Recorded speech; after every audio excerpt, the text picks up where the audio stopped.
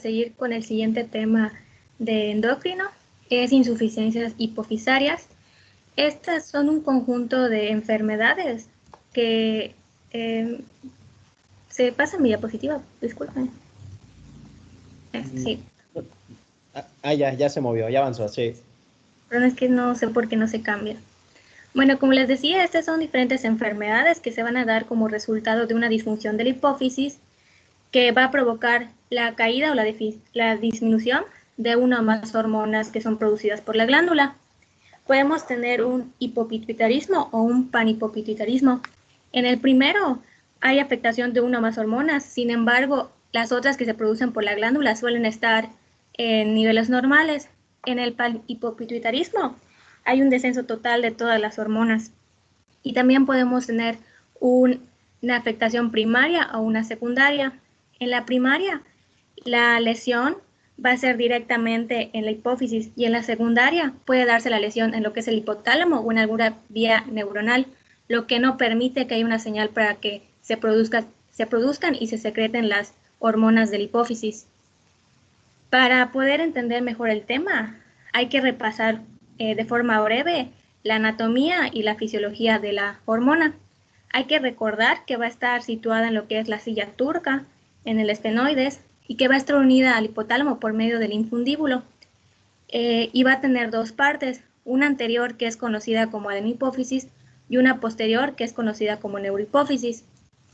Esta unión es importante debido a que hay hormonas que van a tener un control directo por medio del hipotálamo.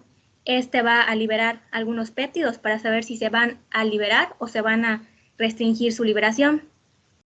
En la imagen que tenemos de este lado, espero que puedan ver mi puntero, nos pone de forma muy clara cómo está vascularizada la glándula.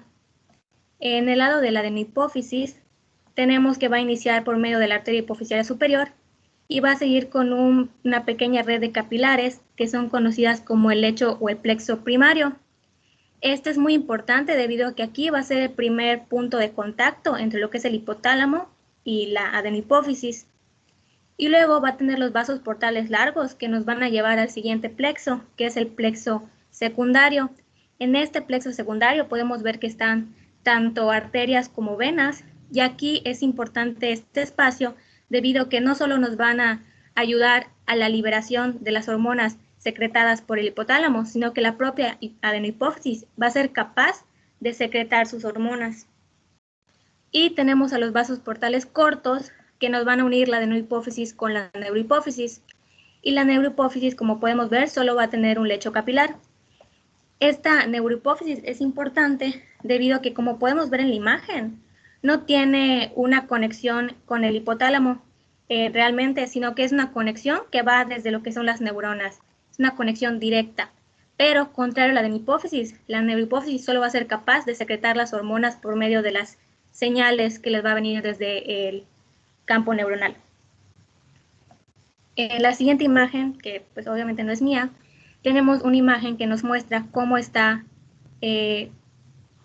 formado y cuáles son las hormonas que se van a secretar por la glándula. Tenemos de este lado a la neurohipófisis, que nos va a secretar dos hormonas. La oxitocina va a ser desde los núcleos paraventriculares para que haya un control en la glándula mamaria y nos ayuda a la expulsión de leche. Y la ADH va a venir desde los núcleos supraópticos para secretar esta hormona que va a actuar en el riñón y nos va a ayudar en la absorción de agua. Para el neurohipófisis, todas van a estar controladas por el hipotálamo y vamos a tener dos tipos de células, las acidófilas y las basófilas. Esto más que nada nos importa porque cuando se tiñen en una muestra, se van a teñir ya sea con colorantes ácidos o básicos, y en algunas patologías se dan los tumores acidófilos, que son característicos de estas hormonas. Y vamos a secretar a la TSH para que actúe sobre la tiroides, a la ACTH que actúa sobre la glándula suprarrenal, y las glándulas gonadotropinas, que van a ser la leutinizante y la folículo estimulante. En el hombre van a actuar la folículo estimulante para la espermatogénesis y la LH para la secreción de testosterona. Y en la mujer, la FSH va a actuar para el desarrollo folicular y la secreción de estrógenos, y la LH para la ovulación y la secretación de progestágenos. Y por último, tenemos a los basófilos, que son la prolactina, que actúa también en la glándula mamaria para la producción de leche, y a la hormona del crecimiento, que actúa más que nada en el hígado, pero gracias a las somatostatinas también tiene función en otros órganos, como el hueso, el músculo y el tejido adiposo. En la siguiente imagen tenemos al eje hipotálamo hipoficiario.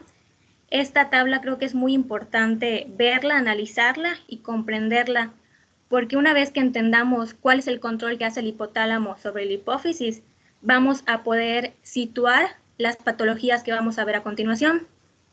Como podemos ver aquí, el hipotálamo va a secretar péptidos, a excepción de la dopamina, que es un análogo de la tirosina, que van a ayudar a la liberación o no liberación de las hormonas en la pituitaria. Y podemos ver que a excepción de estas cuatro, la prolactina y la hormona del crecimiento van a tener un control negativo dado por la dopamina y por la somatostatina. Y la dopamina tiene un control inhibitorio constante en la prolactina, dándonos a entender que el hipotálamo solo se va a encargar de que no se secrete prolactina. Cuando ya no hay esta acción de la dopamina, pues se secreta la dopamina y esta va a ir directamente hacia lo que es la glándula mamaria para la secreción de leche. Y una vez que ya cumplió su función, va a tener un sistema de retroalimentación negativa que tiene un circuito ultra largo porque solo va a afectar al hipotálamo. Aquí es importante ver que como siempre va a estar negativizando la acción de la prolactina, si hay alguna patología que cause una disección en el eje hipotálamo hipoficiario, en lugar de disminuir la hormona, va a aumentar. Por eso en muchos casos, cuando hay una deficiencia hormonal, se va a dar casos de hiperprolactinemia. La siguiente hormona es la hormona liberadora de TSH. Actúa para que se activen los liberadores de esta hormona en la hipófisis y actúan en la glándula tiroidea para la secreción de T3 y T4, y una vez realizada su acción en los órganos diana, van a tener dos sistemas de retroalimentación negativa. Una ultra larga que va a actuar en el hipotálamo y otra larga que solo va a actuar en la hipófisis. Siguiendo, tenemos a la hormona liberadora de adenocorticotropina, que actúa en el hipotálamo para su liberación, y esta actúa en la corteza suprarrenal, libera cortisol, actúa en múltiples órganos diana y también tiene dos sistemas de retroalimentación negativa, una ultra larga en el hipotálamo y la otra larga en la hipófisis. Y luego tenemos a la hormona liberadora de la hormona del crecimiento. Esta es realmente interesante debido a que esta vía tiene tres sistemas de retroalimentación negativa. Una vez que se activa la liberación en la hipófisis y se secreta en el hígado las somatosmedinas, o también llamadas factor de crecimiento similar a la insulina, actúa en múltiples órganos diana y se negativiza en tres pasos. Primero, tiene el sistema ultracorto, porque desde el hipotálamo se va a negativizar por medio de la somatostatina. Y luego tiene un sistema corto que va a ir desde las somatosmedinas hasta la pituitaria, y uno largo que va desde las somatosmedinas al hipotálamo. Y ya por último tenemos a la hormona liberadora de gonadotropinas. Estas liberan en la hipófisis la folículo estimulante y la hormona leutinizante para actuar en las gónadas. En los hombres van a producir andrógenos como la testosterona, y en mujeres estrógenos y progesterona. Y una vez que actúan en sus órganos diana, tienen sistemas de retroalimentación negativa. La testosterona va a actuar tanto en la hipófisis como en el hipotálamo. El estrógeno también lo va a hacer en el hipotálamo y en la hipófisis, pero la progesterona solo va a tener acción en lo que es el hipotálamo. Básicamente, esta imagen pues, nos explica de forma muy completa lo que va a causar o lo que va a pasar en este eje. Esta es una tabla que, si no me equivoco, es del libro Guyton, que nos resume todo lo que ya vimos y nos agrega aparte información, que son qué síndromes nos va a causar que haya una deficiencia de estas hormonas.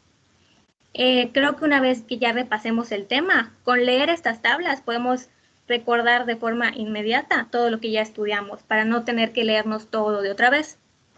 Aquí la nueva información que tenemos es que, por ejemplo, cuando hay una disminución de la prolactina o una falla en el sistema de liberación, nos va a dar una inhabilidad para lactar.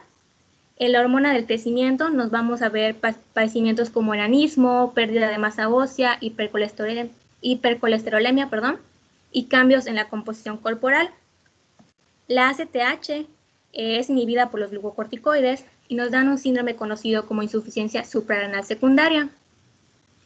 La hormona estimulante de la tiroides nos va a dar un síndrome que es hipotiroidismo central.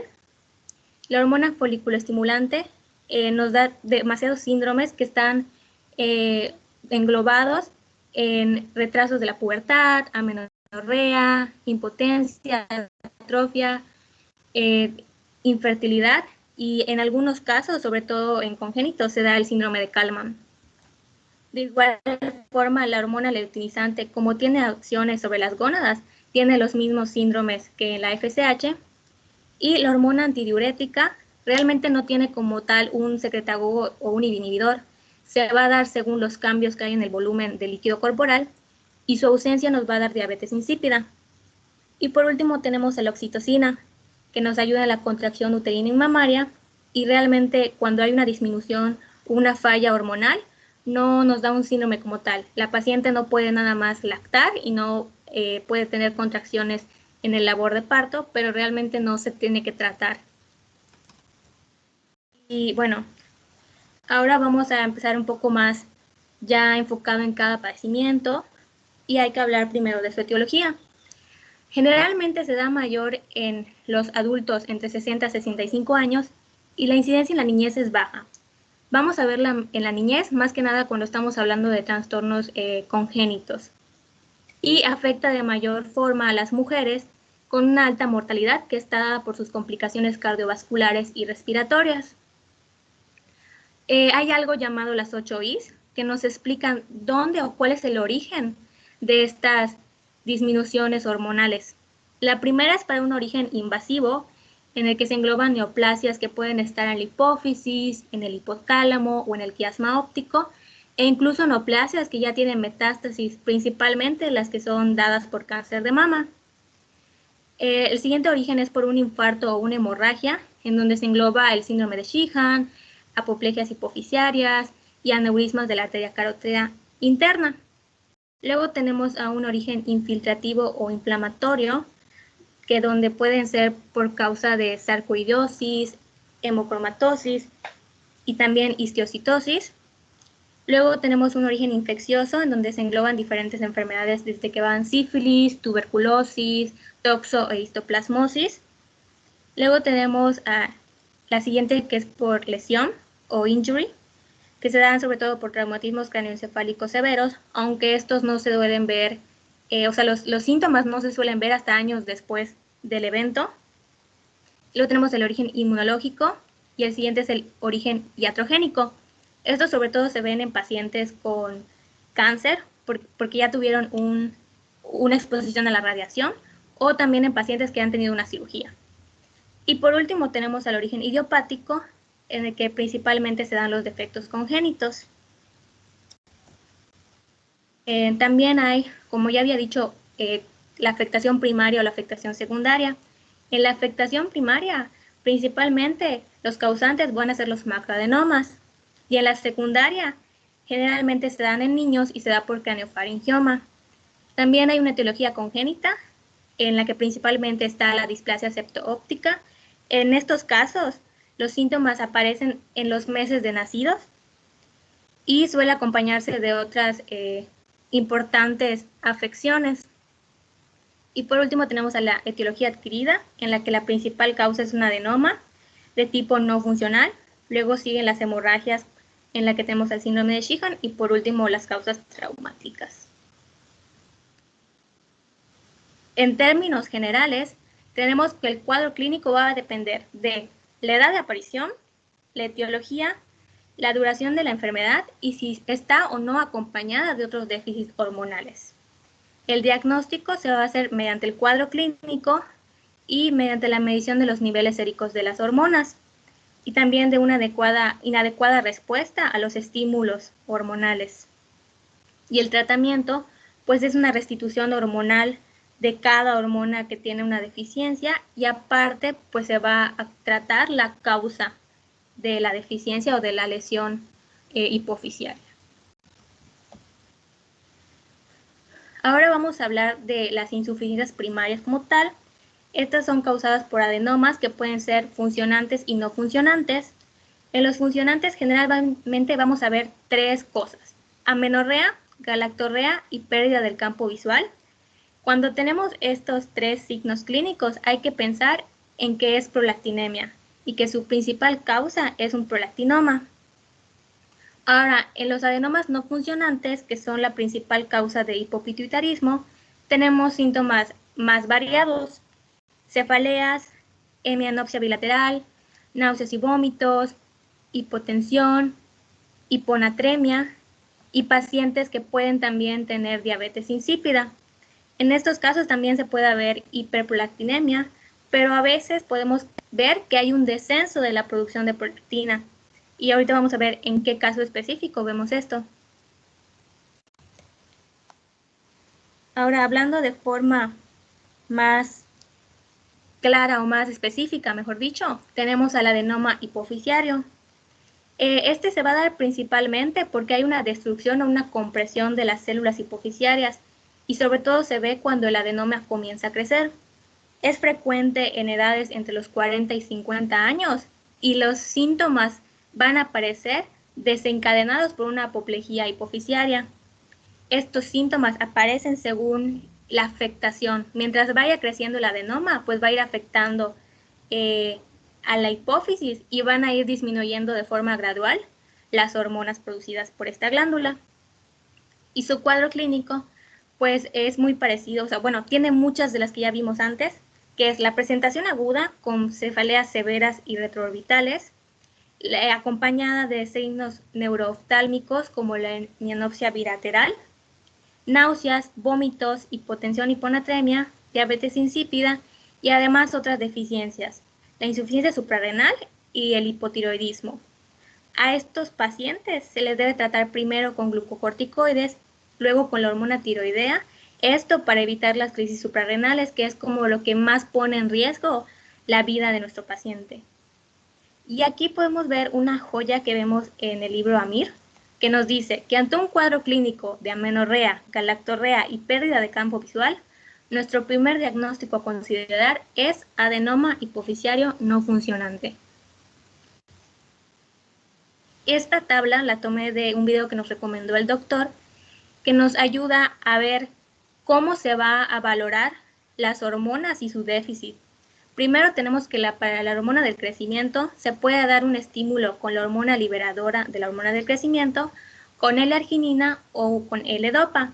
Sin embargo, el estímulo con insulina es la prueba como el gold estándar para ver si hay o no un déficit. Para las hormonas gonadotropinas, tenemos que se puede hacer el estímulo con LHRH, también conocido como test de Luforam, que básicamente se hace ya sea para ver si hay una pubertad retrasada o una pubertad precoz y se miden los niveles de esta hormona, o se puede hacer el test de clomífero. Esto más que nada se hace en mujeres porque se ve la cantidad de folículos ováricos. Luego tenemos a la TSH, que para ver si hay o no una disminución se hacen estímulos con la hormona liberadora. La ACTH se puede ver ya sea con estímulos de insulina o con estímulos con la prueba de cosintropina. La primera es la más fiable, sin embargo la segunda es la más segura y es la que se hace más seguido. ¿Por qué? Porque hay que tener siempre en cuenta que la disminución o la deficiencia de ACTH pone en riesgo la vida de nuestro paciente. Y por último está la prolactina, que se hace el test de metiltapona. Sin embargo, como es muy clara su deficiencia, o sea, si la paciente no puede lactar, pues es muy claro que hay una deficiencia de esta hormona. Entonces, no se recomienda mucho hacer realmente una prueba diagnóstica para saber si sí o no está disminuida. En el tratamiento, para los adenomas, pues obviamente el tratamiento principal es la cirugía, es remover el tumor. La cirugía de elección, es una cirugía transesfenoidal. Sin embargo, también se puede considerar una cirugía transfrontal o radioterapia. Sin embargo, en los casos de radioterapia se ha visto que puede ser no tan efectiva. Y además a estos pacientes hay que darle un tratamiento de terapia hormonal sustitutiva. Aquí es muy importante que nos quedemos con esto, porque este orden va a ser en el que siempre vamos a tratar a nuestros pacientes. Primero se le va a dar la sustitución suprarrenal, siguiendo con la sustitución tiroidea y luego la sustitución gonadal. Aquí en esta sustitución gonadal hay que ver la edad de los pacientes, sobre todo en mujeres. Si son mujeres mayores de 50 años, pues no se le da tratamiento debido a que ya está llegando a la menopausia o están postmenopáusicas. Entonces, pues no tiene mucho sentido. Y lo siguiente que hay que considerar es si los pacientes quieren o no tener hijos, porque aquí ya hay que darle también terapia con gonadotropinas. Y una vez terminado con seguimos con el tratamiento con la GH. Y el déficit de prolactina, como ya les he dicho, no se trata en adultos. Esto es muy importante, hay que tenerlo en mente, no solo para los adenomas, sino para cualquier deficiencia, este siempre va a ser el orden. Ahora tenemos a la apoplejía hipofisiaria hemorrágica. Tiene un cuadro clínico caracterizado por aumento de la presión intracraneana, que se va a ver reflejado en una cefalea de inicio súbito, náuseas, vómitos y trastornos de la conciencia, compresión del quiasma óptico, que nos va a traer como resultado trastornos de la visión, que pueden ir desde lo que es la pérdida de la agudeza visual o la pérdida súbita de la visión, que puede ser en uno o en ambos ojos. También tenemos al hematoma en el seno cavernoso, que nos trae como resultado parálisis de los músculos oculomotores, oftalmoplegia, y en algunos casos también afectación de los pares craneales, principalmente el 3, el 4 y el 6. Esta afectación de los pares craneales es como que lo más grave que podemos ver en un caso de apoplejía hipofisiaria. Y pues también se va a ver acompañado de una insuficiencia de la hormona ACTH. El tratamiento es con glucocorticoides. Se recomienda hidrocortisona y dexametasona. Esto en la fase temprana del accidente cerebrovascular por dos causas. Para prevenir el trastorno de la ACTH y por su acción antiedematosa. Y también se le hace un tratamiento neuroquirúrgico. Este se debe de decidir si se hace o no en la primera semana que tenemos al accidente cerebrovascular. Sobre todo si después de darle el tratamiento con glucocorticoides el paciente tiene los trastornos neurológicos, nos está diciendo que no está habiendo mejoría, que hay que operar de forma pues inmediata.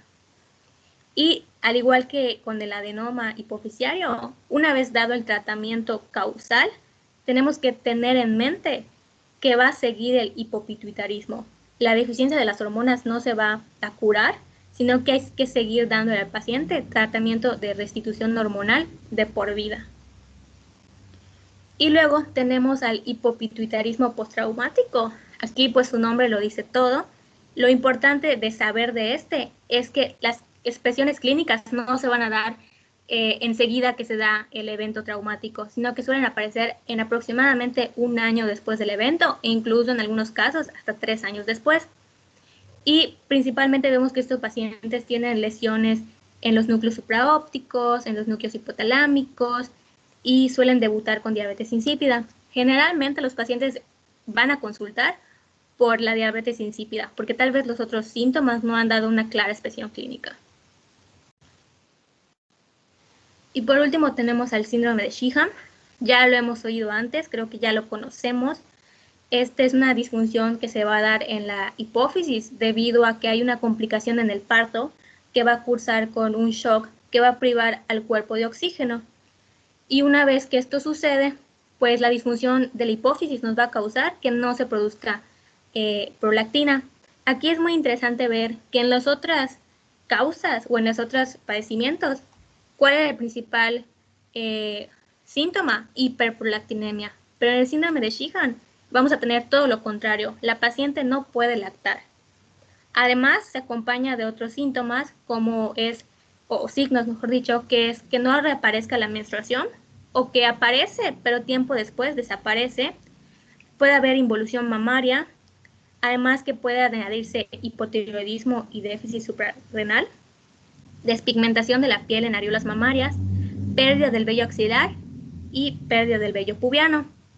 Estas pacientes a veces pasan mucho tiempo después del trabajo de parto para que se presenten los síntomas. Entonces, a estos pacientes que tuvieron una complicación hemorrágica, pues hay que hacerle un seguimiento, sobre todo si vemos que después que tuvo al bebé no pudo lactar. Y de igual forma que las demás, el tratamiento siempre va a incluir terapia de reposición hormonal de por vida. Y ahora vamos a seguir con las deficiencias de cada déficit. No sé si el doctor quiera agregar algo hasta el momento. No, todo me parece muy pertinente. Me gustó que hayas hecho por cada una. O sea, me gustó mucho que mencionaras cada una de esas patologías que causan esas deficiencias. Entonces estuvo bien. ¿De dónde tomaste la información? ¿Del CTO o del AMIR? De los dos. Está muy bien, muy resumido y me da gusto porque eso nos da un contexto de cada una de esas patologías cuando no siempre las vemos de forma individual. Entonces sí, sí me gustó. Sí, está bien, puedes continuar. Ok. Bueno, ahora tenemos al déficit de la hormona del crecimiento. Esta se va a ver disminuida en casi todos los casos de hipopituitarismo. Sin embargo, no suele diagnosticarse de forma rápida porque suele enmascararse con las deficiencias de las otras hormonas. Tiene dos presentaciones, en niños y en adultos. En niños se va a ver caracterizado por baja estatura, enanismo e hipoglucemia. Podemos verla en neonatos, que se va a ver como micropene, criptorquidia, hipoglucemia.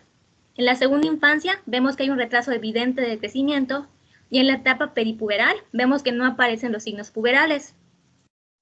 Ahora, en adultos se va a ver caracterizado por disminución de la masa ósea, cambios en la composición corporal e hipercolesterolemia. Aquí lo que sucede es que hay una reducción tanto de la masa como de la fuerza muscular, disminución de la densidad mineral ósea, lo que causa que los pacientes tengan osteoporosis u osteopenia. Aumenta la grasa corporal principalmente en el área abdominal y también se observan alteraciones de la personalidad tales como depresión e irritabilidad. Estos pacientes tienen una reducción de la esperanza de vida que va a estar relacionada con los problemas cardiovasculares. ¿Por qué? Porque no pueden hacer ejercicio, porque no tienen ganas de hacerlo debido a los problemas de la personalidad que tienen y porque tienen un aumento claro de perfil lipídico. Van a ser prácticamente adultos gorditos y a nosotros se nos va a hacer complicado diagnosticarlos porque, claro, o sea, si lo ves así, puede parecer que nada más tiene un síndrome metabólico. Y si no nos damos cuenta que también tiene deficiencias de otras hormonas, tal vez nuestra primera impresión diagnóstica no sea que tenga una deficiencia de la GH. Ahora, el diagnóstico puede darse por medio de los niveles séricos de somatomedina, sin embargo es poco sensible y específico, sobre todo en adultos mayores de 40 años, y si estos suelen ser normales, pero nosotros tenemos la sospecha clínica de que tiene un déficit, hay que evaluar por medio de la prueba de inducción de hipoglucemia. Aquí, ¿por qué hay que hacerlo? Porque la hormona del crecimiento es una hormona contrarreguladora. Cuando disminuye la glucosa, lo que debe suceder normalmente es que aumente la GH, pero en estos pacientes no hay este aumento, no hay la producción de la hormona. Por lo cual, cuando hacemos esta prueba y vemos que nos sube, nos está confirmando claramente que no está produciendo la hormona. Esta, por esto mismo, es la prueba más específica. Y el tratamiento en niños se le va a dar cuando tienen estatura baja y ya tienen los síntomas, la hormona de crecimiento recombinante, y en adultos también se le da, pero como recordamos es el cuarto eslabón del tratamiento hormonal, entonces en muchos casos se espera a que haya ya pues manifestaciones clínicas como hipotrofia, osteopenia y osteoporosis, sobre todo porque hay que recordar que son tratamientos de por vida, entonces hay que ir poco a poco induciendo los cambios hormonales. Ahora tenemos al déficit de la ACTH, ya sabemos que libera cortisol y tiene un cuadro clínico que está caracterizado o está llamado insuficiencia suprarrenal secundaria.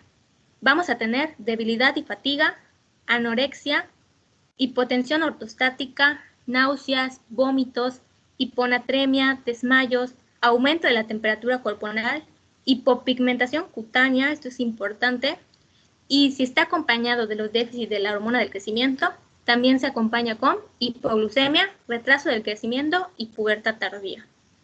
Lo que yo les decía, la hipopigmentación es importante. ¿Por qué? Porque si tenemos que nuestro paciente llega con hiperpigmentación y alteraciones electrolíticas, entonces hay que pensar que tal vez no es una insuficiencia suprarrenal secundaria, sino primaria, por lo cual hay que empezar a pensar en otras probables causas. Y el cuadro puede ser súbito y crónico. Súbito son las crisis suprarrenales. Estas a los pacientes con déficit de ACTH suelen ser muy comunes y son un peligro para la vida.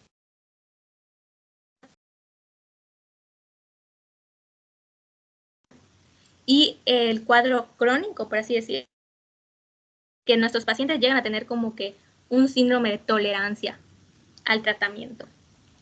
El diagnóstico es mediante la prueba con estimulación de ACTH con concitropina. Básicamente lo que se hace es tomar una muestra sanguínea de los niveles de la hormona en nuestro paciente, luego se le da el análogo de la ACTH y normalmente tendría que subir el cortisol. Se esperan unas horas y luego se vuelve a tomar una muestra sanguínea y se miden los niveles, pero en estos pacientes no va a haber un aumento. Si el paciente tiene un cortisol menor a 18 miligramos por decilitro, se confirma el hipocortisolismo y básicamente nos confirma la insuficiencia adrenal.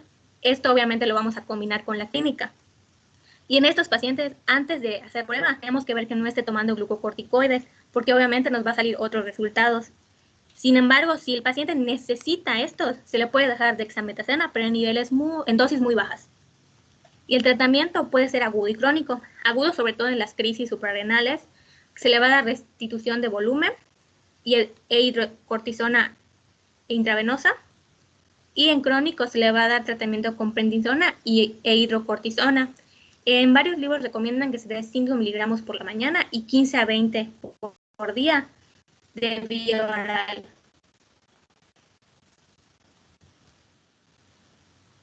Ahora está el déficit de la TSH. Ya en clases pasadas, el hipotiroidismo, solo que en estos pacientes tenemos un hipotiroidismo central, o también llamado secundario. Lo que sucede aquí, a diferencia del primario, es que en el primario la tiroides no puede producir la cantidad de hormona que la hipófisis le indica. En cambio, en el secundario, la tiroides ni siquiera recibe esta señal. O sea, la hipófisis no le manda esta señal, no hay ningún sistema que le diga, oye, prodúceme esto. Entonces no se produce. Sin embargo, los síntomas son menos pronunciados que en un hipotiroidismo primario y se caracterizan por cansancio, intolerancia al frío, estreñimiento y aumento de peso. Aquí lo importante es ver que no tiene otros síntomas. Por ejemplo, la TSH y la T4 está normal o ligeramente disminuida, no hay colesterol, no hay bocio. Y algo importante es que se asocia a deficiencias hormonales, principalmente la insuficiencia adrenal. Ya hemos visto que esta insuficiencia adrenal como que la mencionamos mucho. Esta es como que la que más se afecta, por así decirlo. El diagnóstico es mediante las pruebas de función tiroidea y el tratamiento es con levotiroxina. Estas se ajustan según el cuadro clínico del paciente, los niveles que tiene de la T4 y la TSH, y se suelen ir aumentando o disminuyendo las dosis según la cantidad o la concentración de tiroxina libre. A estos pacientes, por ejemplo, si llega el paciente y solo tienes un cuadro de déficit de TSH, podemos empezar a tratarlos con levotiroxina, pero primero hay que darle cortisona. ¿Por qué? Por la insuficiencia adrenal. Tal vez no la haya presentado aún, pero como ya sabemos, es una de las que se afecta primariamente y el tratamiento de restitución primero se inicia con esa. Esta tabla ya la hemos visto, ya la han explicado nuestras compañeras. Creo que más que nada es tenerla a la mano para poder ver en qué categoría cae nuestro paciente según los niveles de la TSH. En esta podemos ver que nuestros pacientes con un hipotiroidismo central o secundario van a estar disminuida tanto la T4 libre como la TSH. Sin embargo, siempre hay que tener en cuenta que hay que ver con qué técnicas se miden, porque pueden variar los niveles. y también tomar en cuenta si nuestro paciente está o no tomando levotiroxina libre para poder hacer un reajuste. Y bueno, esta es una tabla que la tomé del video del doctor, que nos divide o nos muestra las diferencias entre un hipotiroidismo primario y un hipotiroidismo central. En el central vemos que la T4 y la T3 están disminuidos. La diferencia comienza en la TSH. En el hipotiroidismo primario están aumentadas y en el hipotiroidismo central están normales o disminuidas. Además, en el hipotiroidismo central el colesterol está normal, no hay bocio y suele tener déficit hormonales asociados. En cambio, el hipotiroidismo primario es meramente solo la afectación de la tiroides. El tratamiento en ambos es con levotiroxina, solo que en el hipotiroidismo central se le agregan la restitución de las otras hormonas y el seguimiento se hace con la T4 libre.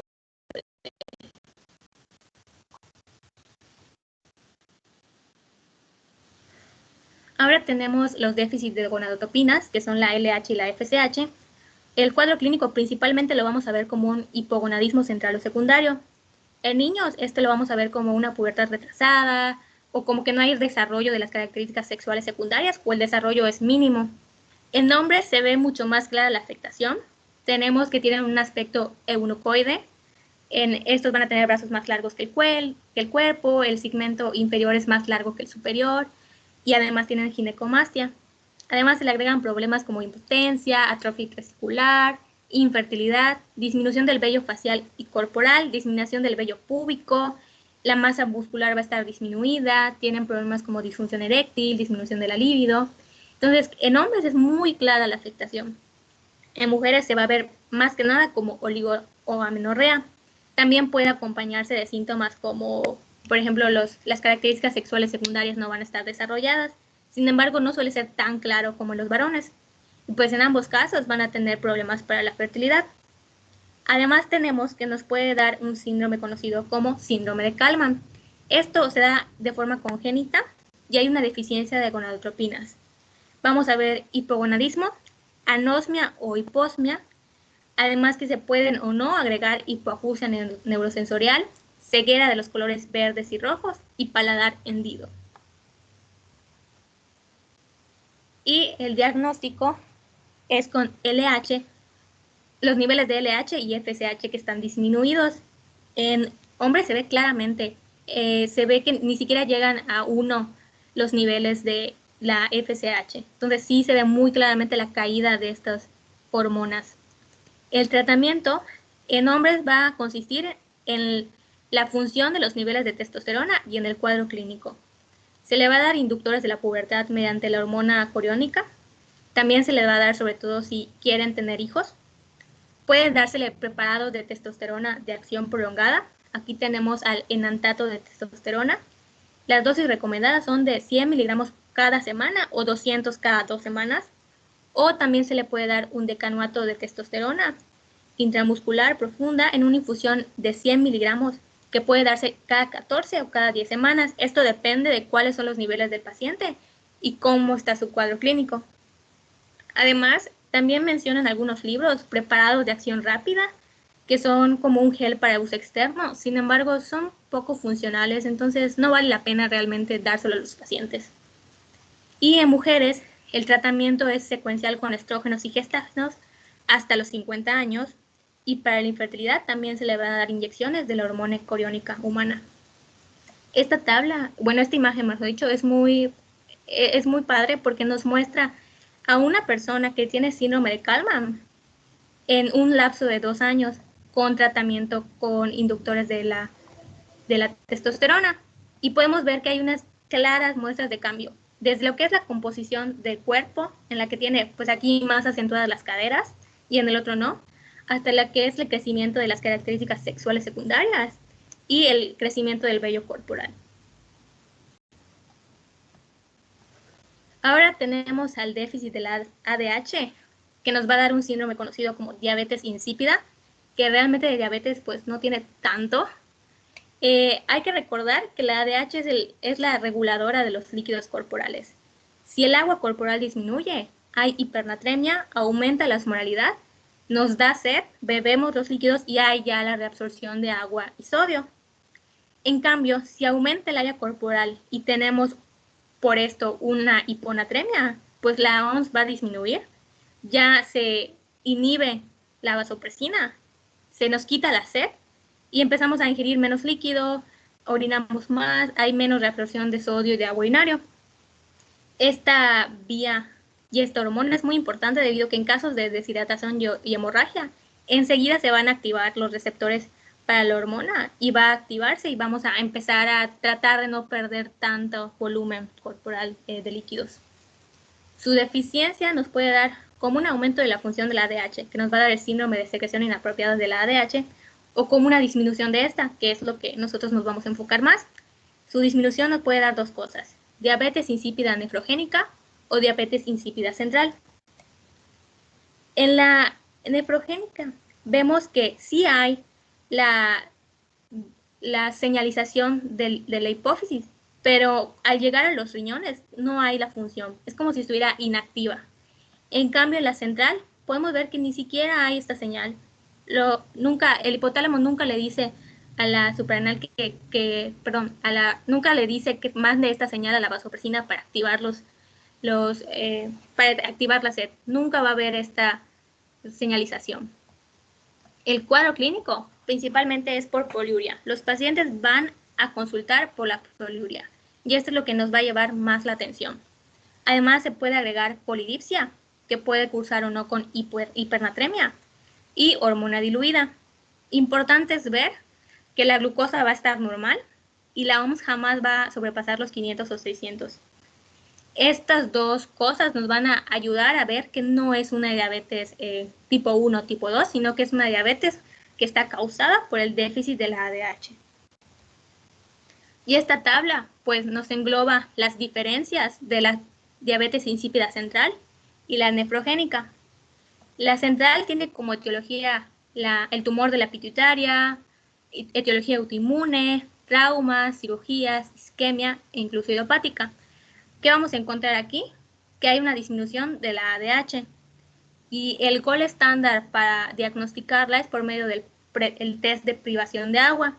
Lo que se hace es que por un periodo de 2 a 3 horas no permitimos que el paciente beba ningún líquido y lo que normalmente debería pasar con una persona que no tiene problemas en la secreción de ACTH es que aumente esta hormona.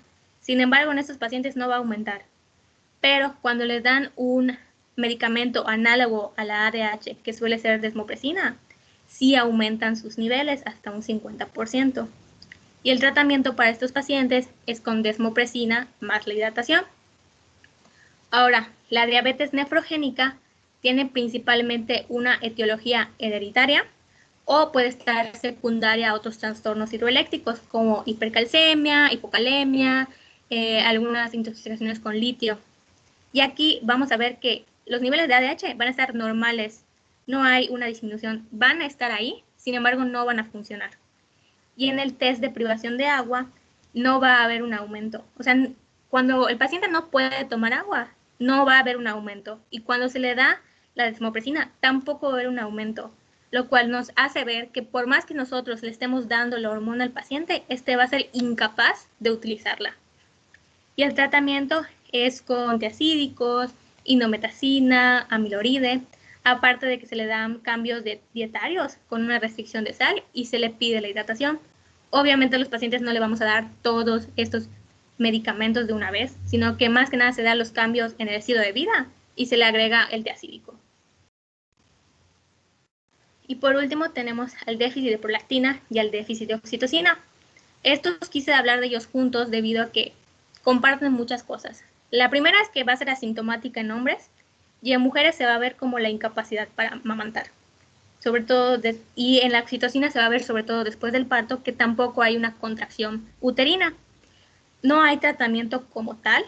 Los pacientes pues simplemente necesitamos que le dé leche artificial a su hijo. Y, por ejemplo, en el trabajo de parto, pues se le puede dar oxitocina para que haya la contracción. Pero fuera de eso, no hay que darle un tratamiento restitutivo de por vida. Y bueno, por último, este es un cuadro muy, que saca de la mira, es muy bueno para poder estudiar luego. Nos habla de cada hormona, qué hacer para ver si está o no disminuido sus niveles, cómo hacerlo y qué tratamiento darle. Creo que es muy útil para nosotros y cuando tengan tiempo creo que sería bueno que la revisen. Y bueno, eso es todo. Antes de empezar con el caso clínico, sí me gustaría hablar sobre que estos pacientes se dice que tienen un pronóstico favorable. Sin embargo, hay que pensar que es un tratamiento que va a ser de por vida. Muchos de ellos son inyectados y van a seguir con problemas cardiovasculares y respiratorios. Entonces, a pesar de que pueden llevar una vida, por así decirlo, normal, sigue teniendo ciertas dificultades. Y pues bueno, eso es todo. No sé si al doctor le gustaría comentar algo antes de que veamos los casos clínicos. Pues sí, me gustaría agradecerte por la revisión, me gustó mucho, me gustó que utilizaras los recursos, que pues digo, los recursos que les he sugerido, y por ejemplo, igual ese video que revisaste sobre patología hipoficiaria, me gustó mucho cómo manejan y cómo llevan el diagnóstico, ¿no? Un poquito más acomodado. Eso que hiciste, por ejemplo, yo no lo hice en mi clase, en mi videoclase, y tú sí lo hiciste, y eso es un punto a tu favor, que hablaste de cada una, así muy bien clasificado, y me gustó mucho. Entonces, la verdad es que está muy bien. Siento que esta patología hubiese estado mejor al final de endocrino, porque para muchos, si no es que para la mayoría, les va a ser confuso o difícil de entender, puesto que todavía, puesto que todavía no hemos visto, por ejemplo, patología suprarrenal, no hemos visto hiperaldosteronismo, hipercortisolismo, les debe de ser difícil. No se desesperen, no digo, no se asusten. Cuando ya veamos esos temas y repasen sus diapositivas de su compañera que están muy bien, muy resumidas, muy concretas, sobre todo los cuadros que resumen todo lo que tienes que pedir para diagnosticar una de estas patologías. Cuando ya veamos esas clases y regresen a revisar estas diapos y la videoclase, les va a quedar más claro, debe de ser más fácil porque está muy resumido lo que nos está presentando su compañera, de tal suerte que va a ser fácil de comprender. Si a la primera no lo comprendieron, no se asusten, digo, creo que es natural, es una patología, ni siquiera es una patología en sí, sino que es un grupo de patologías que sí tienen su complejidad, ¿vale? Sí tienen su complejidad.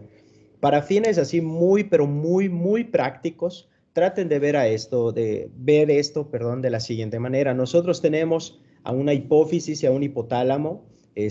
Lo que hace el hipotálamo es producir ciertas hormonas, ¿sí? Y estas hormonas se les llama hormonas liberadoras y van a estimular a la secreción de las hormonas hipofisiarias. Ahí van a haber unas células especializadas y van a producir ciertas hormonas, que son hormonas estimuladoras, que van a actuar en una glándula, ¿sí? Y esa glándula va a secretar otras hormonas que van a tener sus células diana donde van a actuar, ¿no? Entonces, las patologías que atañen al hipotálamo, bueno, más que al hipotálamo, a la hipófisis, pueden ser patologías que condicionen una hiperfunción de la hipófisis, o sea, que haya un incremento en la secreción de la hipófisis. Para esto, como que las que tenemos que recordar es a la hiperprolactinemia secundaria a los adenomas hipofisiarios. Es como que de lo más frecuente, sobre todo como una forma crónica, ¿no? Y dentro de las causas, pues agudas, ahí podemos tener otras patologías, pero más que sean hiperfuncionantes, tienden a ser hipofuncionantes, como ya mencionó su compañera, el síndrome de Sheehan, patologías que generan una infiltración de la hipófisis, la hipofisitis, entre otras cosas.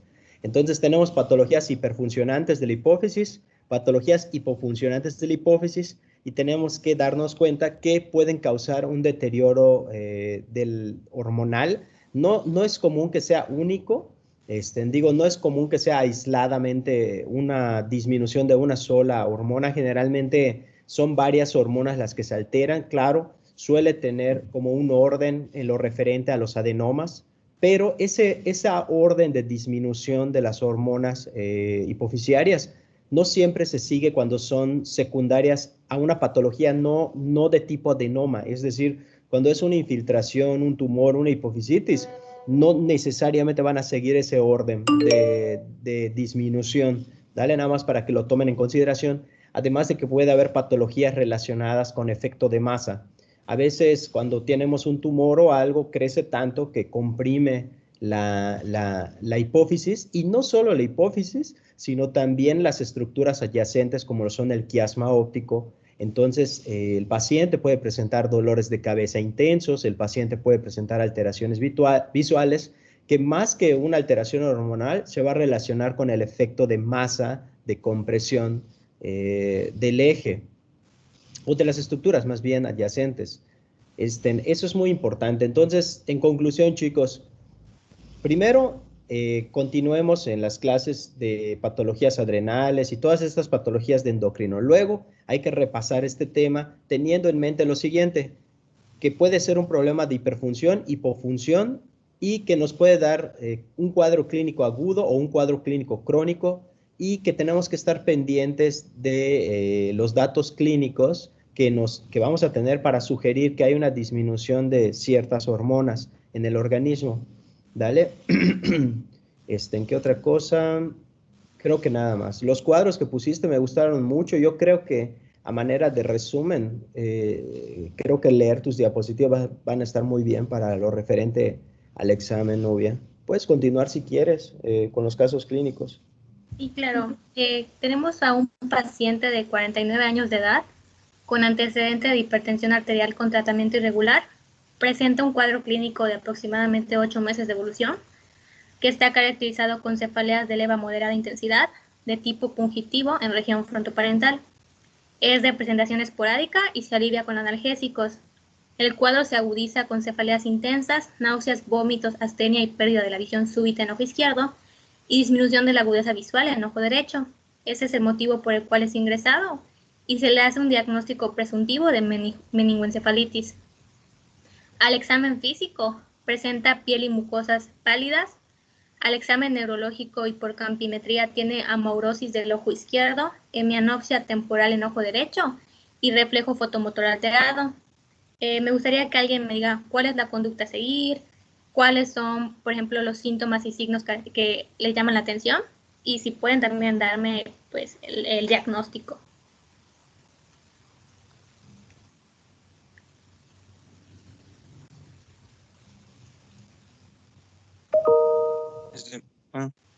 De la conducta a seguir, pues supongo que pruebas hormonales en general y algún estudio de imagen de la cabeza, me imagino. En cuanto a los síntomas, la pérdida de la visión súbita en ojo izquierdo llama mucho la atención. Y bueno, se va a acompañar de otros síntomas que podrían hacernos pensar en alguna afección encefálica, como la cefalea, náuseas, vómitos. Y de diagnóstico, tal vez apoplejía. En los estudios de imagen se vio que hay una tumoración celular que comprime el lóbulo temporal derecho. Además tiene cortisol basal de 240 nanomoles sobre litro, testosterona, bueno, eso lo pueden leer. Y pues el diagnóstico es una apoplejía hipofisiaria secundaria probablemente a un adenoma. Y la conducta a seguir sería el tratamiento con corticoides y la cirugía transesfenoidal después de que mejore el cuadro anémico que vemos en este paciente. Creo que lo importante es, o que nos llama más la atención, son los signos de la pérdida de la visión. Esto, pues los demás nos pueden hacer creer que es por su presión arterial, sin embargo, esto es como que más claro de la enfermedad y sobre todo, pues los estudios de imagen. Y tenemos otro caso clínico. Este es pues muy fácil, sí me gustaría que alguien conteste. Es un masculino de 16 años que consulta por hipogenitalismo, refiere a anosmia desde la infancia. En la exploración se observa peso de 44.2 kilos y talla de 155 centímetros. Los genitales son masculinos con micropene de 2 por 1 centímetro, criptorquídea bilateral y presenta estadio 1 de Tanner. Además, la edad ósea es de 12 años y en la resonancia magnética se ven muestras de aplasia de bulbos olfatorios.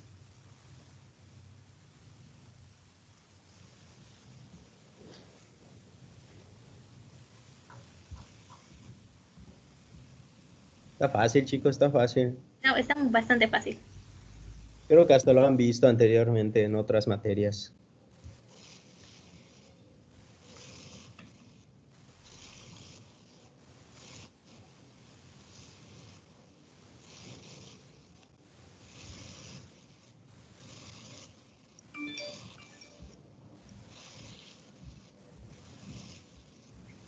Dilo, Alfonso, dilo. Ah, pues es un síndrome de Kalman. O sea, por la nómina principalmente es que piensan. Sí. De hecho, la anosmia es como que el dato clave que nos va a decir que es un síndrome de Kalman. Y el tratamiento, pues, es con enandato de testosterona y con hormona de crecimiento recombinante. En este paciente en específico, tuvo una reacción alérgica a la hormona del crecimiento. Entonces, solo se le dio enandato de testosterona. Y pues eso es todo. Saqué la información del Guyton, del CTO, del AMIR y algunas cosas también del Parreras y del Toronto. Y pues obviamente también del video del doctor. Perfecto, muy bien, novia. Como te comento, la verdad es que me gustó mucho porque ya en realidad es un resumen de todo eso, ¿no? O sea, por eso les decía que si quieren revisar estas diapos como resumen para la clase, está súper bien, está súper bien. Y pues te felicito, la verdad es que sí se aprecia que lo hayas revisado correctamente. Me gustó que revisaras las bibliografías que siempre les comento. No me vas a dejar mentir, son muy, son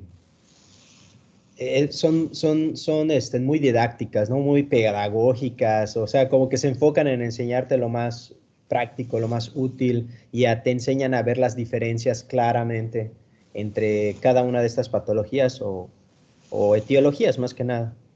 Así es, pues muchas felicidades, novia, estuvo muy bien. Gracias, doctor. Bueno, creo que la siguiente clase, a ver, detener grabación.